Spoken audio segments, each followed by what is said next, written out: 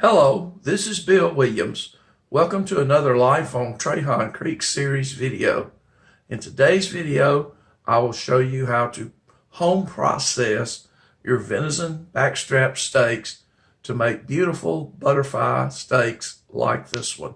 Coming up next, stay tuned.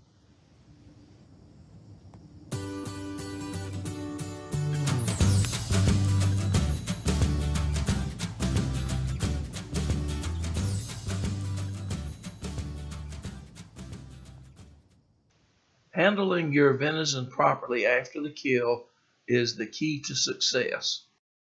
For best results, remove the back straps and ice them down within 2 hours of the time of the kill. First step in processing a back strap is to remove all of the unwanted fat and sinews. We're going to do that right now.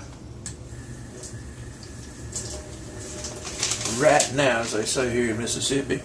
You use a good sharp blade, be sure it is. And you work your blade up under the section that you want to take off, like this. Get yourself a little starting point.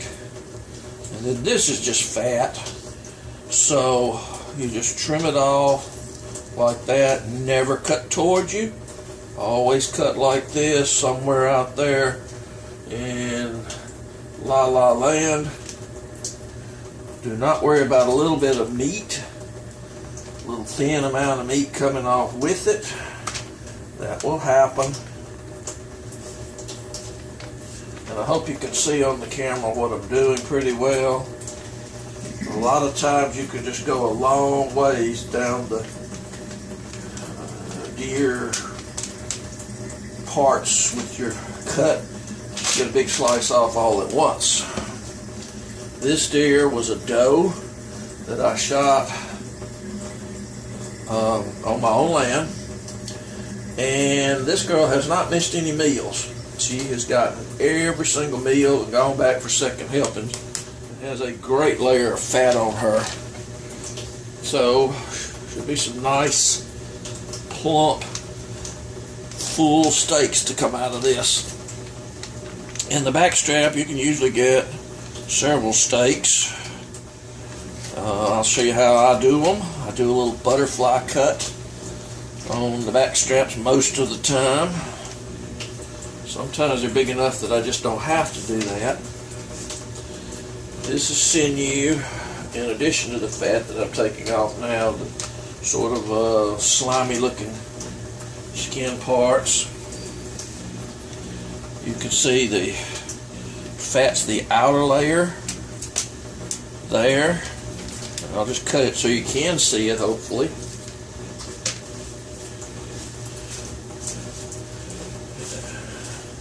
The process is really fairly simple and goes relatively quick, but don't get in a hurry, because if you do, you have a chance of cutting yourself. Again, if you're cutting away like I am and across and away like this, you're not going to hurt yourself. You'll come out of this cut free. Ha ha. Actually, invariably, sooner or later, something will slip and you might cut yourself. That's just a part of working with very sharp knives. And the skill needed to do this is very minimal. All you really need is a very sharp knife. When your knife is sharp, all you got to do is slide the knife along and it'll do the cutting. This one, I keep razor blades sharp, and it just touch it to the meat and it will just cut right on through. Most people don't like to cut with very, very sharp knives, and they try to work with a duller knife, and that will work you to death. Your knife is the secret here. Must be sharp. I am using, by the way, Hinkle knives, excellent cutlery tools. I've used this set for years, and it's a two-man set. They make one man, two man, and I guess 3 and 4, and several different kinds. All of their knives are excellent. They will hold an edge very well, but you do want to keep them sharp. It has a little sharpening, what do we call that? I don't know. Some type of a steel, sharpening steel. That's what it is. And you can touch it up with that. You need to keep it sharp all the time, and don't ever let it get to a point where it has to be sharpened on a grind stone or whetstone or anything of that nature. Just keep your edge. And if you work on keeping it sharp, you never will need to do any heavy sharpening. All the sharpening you need can be done with the touching up with the steel. Steel won't take nicks out, however, so don't use the knives to cut bone. And again, you see me just working out sections here of the fat, getting it down to nice, good red meat. Get it all off. It's real simple to do. It's just this process right here that you see. And then in a minute, we'll cut this up into individual steaks, backstrap steaks. In one of my future videos, I'll probably show you a couple ways I like to fix these, but there's hardly any bad way to fix backstrap. Get all that silver skin off. You do not want to eat that. It doesn't taste good. And if any of you think it does taste good, I'll cook all that up for you, and you can just go to town on it and see how you like it. I'm going to stick with the real steak. Alright. About got this side, and we'll turn it over and do the other side in a moment. Okay, this is the second side of the backstrap, and it is by far and away the less intense side because it has less fat on it. This would be the inside of the backstrap facing down toward the ground on the deer. And you use the same process. Just slip the knife blade under the edge, work along, pull up a little bit, put a little pressure on the part you're cutting, and then slide the knife blade, and it will do much, much easier than trying to just slide the blade itself. But both of them work.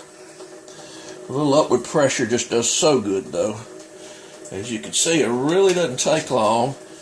I like to use a long-bladed knife like this. You could use a fillet knife if you don't have one of like this. Just be sure it's thin, very thin and sharp.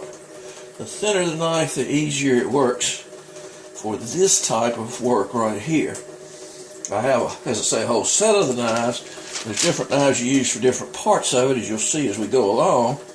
But for just getting general gook off the backstrap, this is the knife to work with.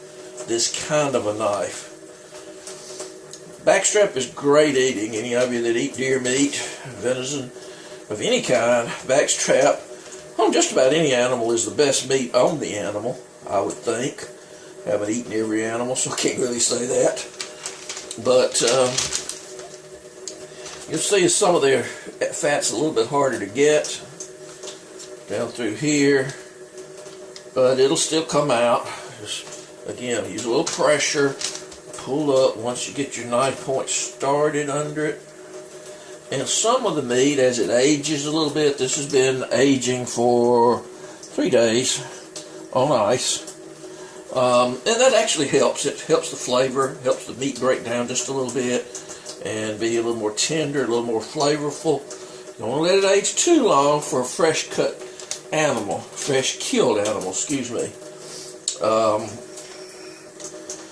3 days is plenty for the average deer that we'd kill here. I don't know, bigger deer maybe somewhere. This was about I'd say about 100-pound doe, somewhere in that vicinity. I should get 40 to maybe 50 pounds of meat because I do use a lot of the deer, and we'll know that as we go along and weigh it at the end and see what we got. I hope you can see it pretty good on the camera. Just take your time, don't get in a hurry, trim all of it out. you'll have some little areas that I was saying that kind of the skin gets a little discolored by the aging process. You can cut that skin off. It will not hurt. You really want to get to where you're seeing red meat, not a grayish looking meat. The gray is part of the process that comes with the aging, the graying of the meat. And that's really not good eating.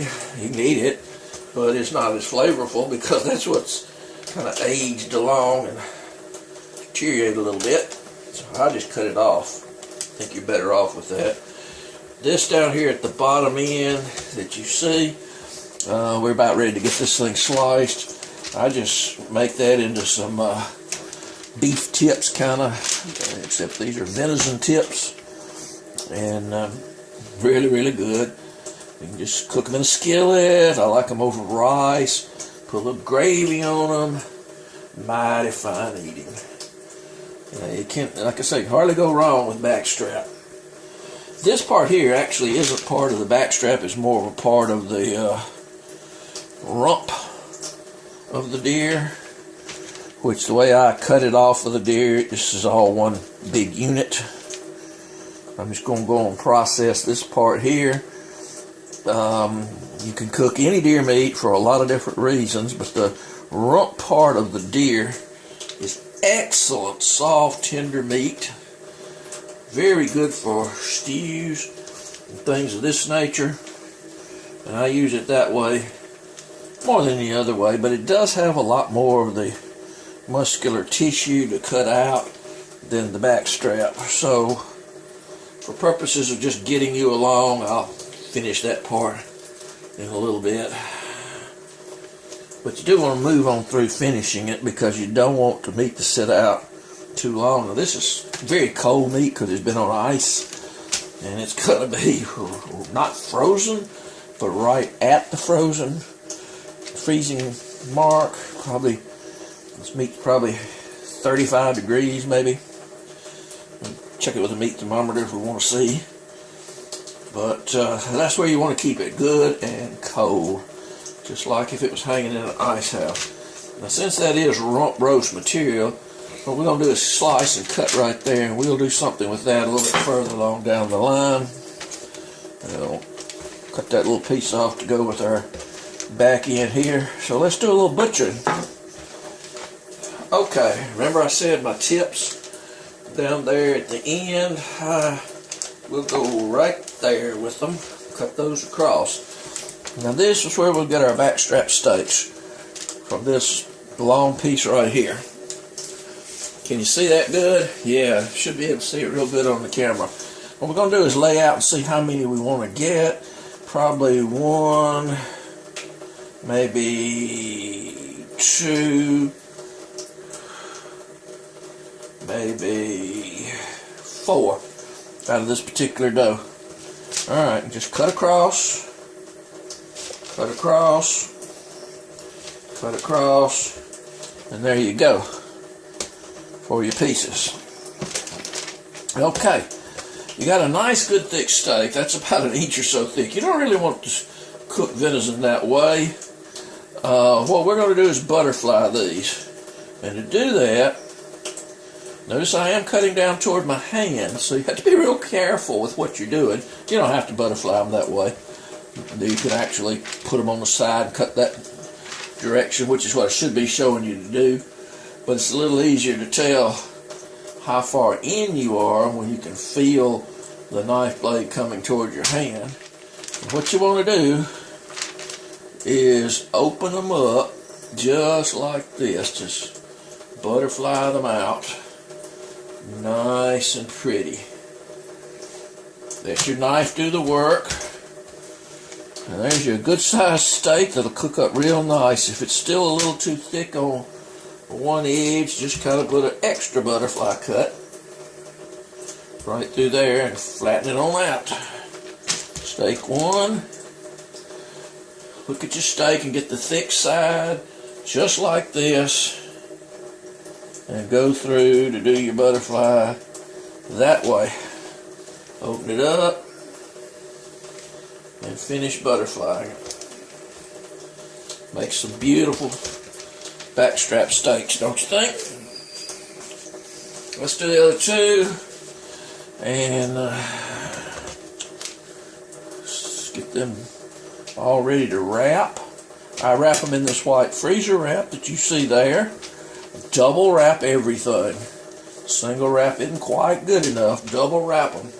And I store mine in a plastic bin-sized box, about the size of that paper there. Put all my deer meat packages in them so it's nice and easy, and just put the whole Tupperware type box over in the freezer. So when I want deer meat, I pick that box up and there it is. Alright, let's see where we are here. This one's a little trickier, a little softer.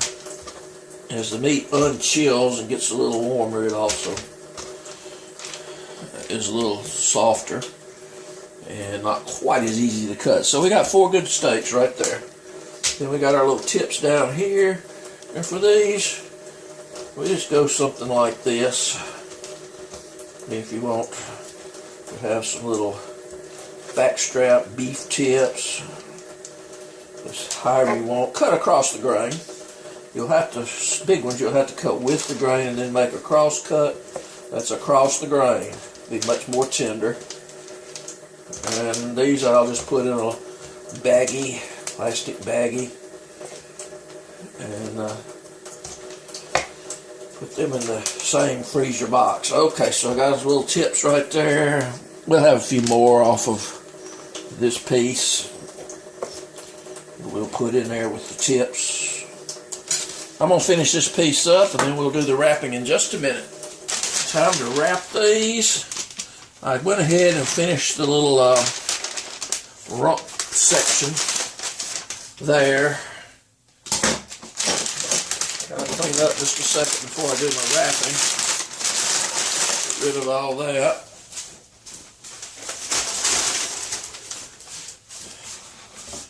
And of course, for my wrapping, all I use is a freezer paper, plastic coated.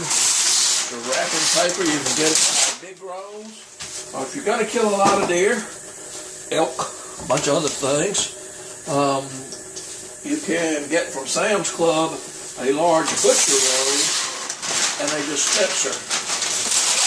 Very handy to have. Remember, we double wrap. So what we do, this is the rump section. I just filleted it like everything else. Open it up a little bit, make a good little steak. And we just wrap, standard butcher wrap. Now nobody's going to see it but you, but still nice to wrap it properly. With your butcher wrapping, keep your hand on it like that. Pull tight and go back over here. For your final wrap, I like to smooth it down like this as we go. And then for your last little bit, here and here, it'll come over something like that. And that will be your wrapped package.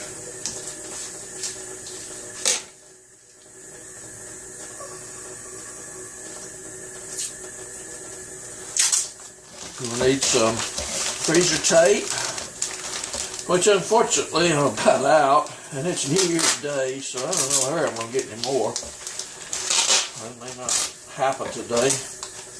I just have to go ahead and do the butchering, put the steaks back on ice, and do the wrapping tomorrow.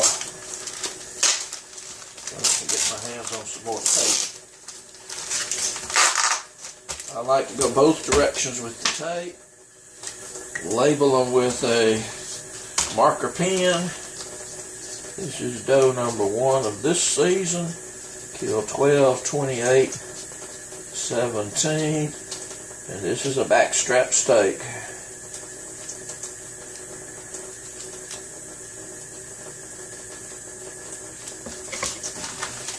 As you probably can see from here, that's my venison tips. I've got another backstrap to do, so you can just add more to it in the bag till you get the bag full, and you'll have a nice little bag of venison tips. Okay, I'm going to wrap the rest of these and then we'll finalize the video.